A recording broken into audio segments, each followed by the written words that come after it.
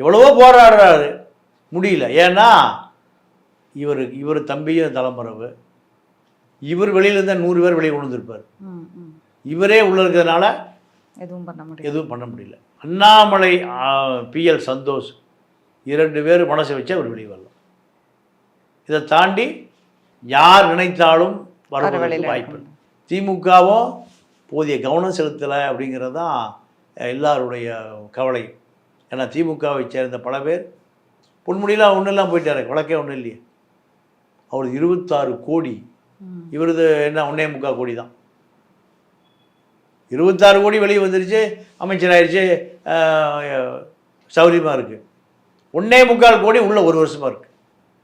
அப்போ திமுகவை பொறுத்தவரை திமுக அவர்களுடைய அரசியலில் தீர்மானிச்சுக்கிறது.